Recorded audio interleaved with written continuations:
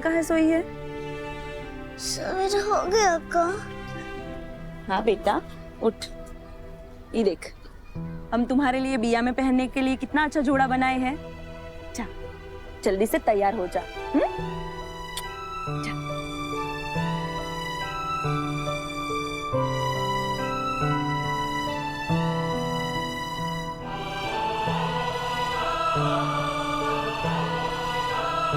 हे राम जी, आकाश तो आ गया होगा राम मंदिर में, हमको जाना होगा। तुम्हारे वजह से अब मैं अपने माँ से भी दूर हो जाऊंगा और ये सब सिर्फ उस चित्ता लड़की की जिंदगी बदलने के प्लान की वजह से हो रहा है। ये सब तुमको पापा को बताने से पहले सोचना चाहिए था। ये जागृति की वजह से नहीं, तुम्हारी वजह से हो रहा है, तुम्हारी वजह से। अब बन रहो पापा के प्रिंस।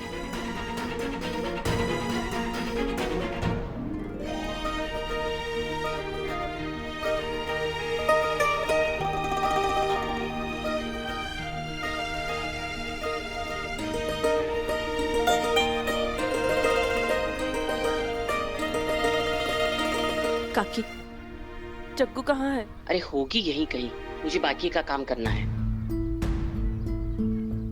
हुआ बिंदी, क्या इतना हड़बड़ाई हुई है? हरीश जग्गू कहीं नहीं दिख रही। जग्गू,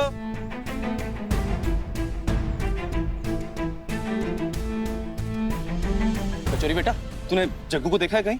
हमको नहीं पता काका, शायद नहाने गई होंगी।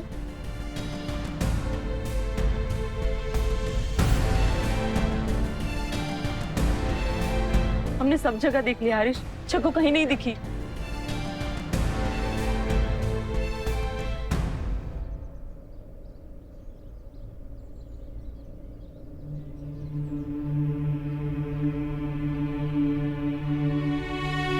हे राम जी, अब तो बहुत समय हो गया, आकाश अब तक आया काहे नहीं? हम और कितना देर इंतजार करें? तो बहुत देर हो गया।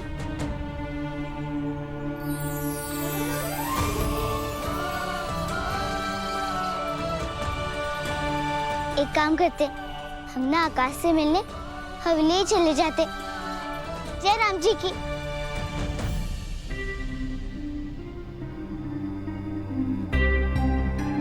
माँ, अब जग्गू को कैसे पता चलेगा कि गीता आंटी उसकी माँ है?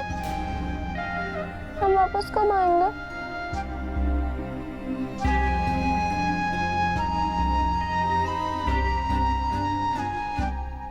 सदा सुहागन रहो, तुम दोनों की यात्रा शुभ हो। माँ जी, मायके में क्या बताएंगे कि दिवाली के अगले ही दिन अचानक यहाँ क्यों आ गए और कितने दिनों बाद वापस जाएंगे? कुछ सवालों का जवाब समय देता है बहुरिया। नहीं अम्मा, इस सवाल का जवाब समय नहीं, गंगा जी का टूटा हुआ जिद देगा। हमने कितनी बार समझाया इन दोनों को, पर क्या है, समझे नहीं ना। अब छठ जैसे महापर्व पे जब मायके में बैठी होंगी तो चार लोग सवाल पूछेंगे कि क्या है, मायके में क्या कर रही हो, घर पे काहे नहीं हो। फिर ही समझेंगे कि पति ही औरत की पहचान होती है। और जिस थाली में खाते हो अगर उसमें छेद किया तो खुद भी भूखा रहना पड़ता है। काली, पर्व त्योहार तो यहाँ भी होंगे, एक बार सोच ले। सोच लिया अम्मा, ये जो भी हो रहा है इन दोनों के कारण हो रहा है। आपको क्या लगता है हम खुश हो रहे हैं इन दोनों को वहां भेजकर?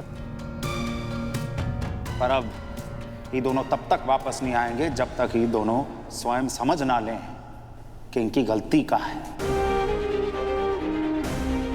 चलो बैठो गाड़ी में।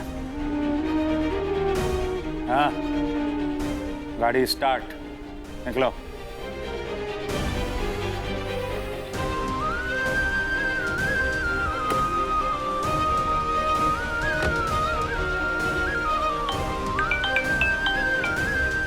हेलो, हाँ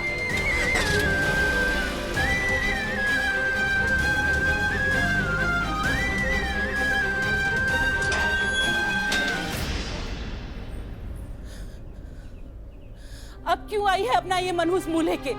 जा, चली जा। सरकार देख लेंगे तो तुझे गोली मार देंगे। चली जा जग्गू यहाँ से। हम तो नन्हे सरकार से मिलने आए थे। नन्हे सरकार को और छोटकी मलकिनी को सरकार ने बनवास भेज दिया। बनवास? बनवास माने? माने वो दोनों को बहुत दूर भेज दिया। वो तुझसे का यहाँ पे किसी से भी नहीं मिल सकते। चली जा यहाँ से।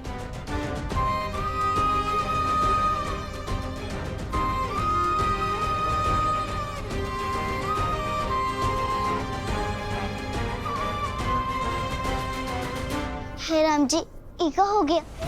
हमरे कारण मलकिनी काकी और आकाश को कितना बड़ा सजा मिल गया। अब तो हम वो फोनवा का सच भी नहीं जान पाएंगे और न ही उनसे माफी मांग पाएंगे।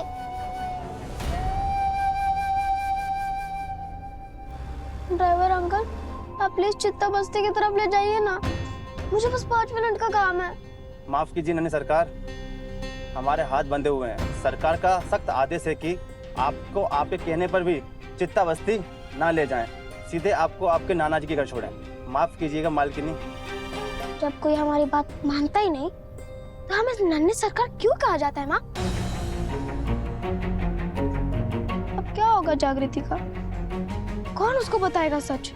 वो राम जी को मानती है ना, फिर सब कुछ उन पर छोड़ दो। उनके घर में देर है, अंधेर नहीं। हे राम जी, हम क्या करें? कुछ समझ नहीं आ रहा है।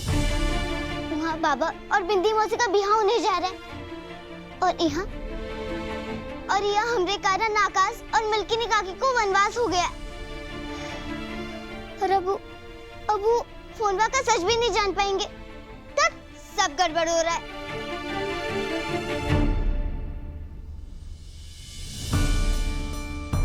एक गाड़ी की चक्की का निशान, मतलब अभी आकाश की गाड़ी ज्यादा दूर नहीं गई है।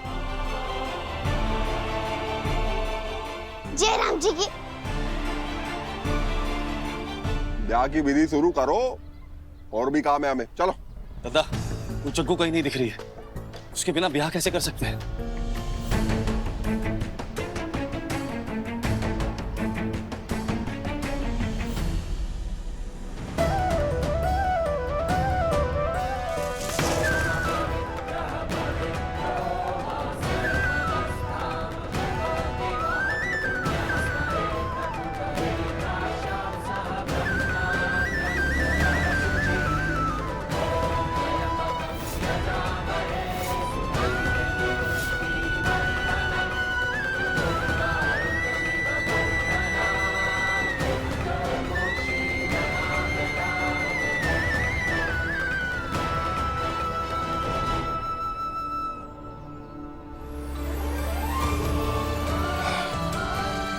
सरकार की गाड़ी, जय राम जी की।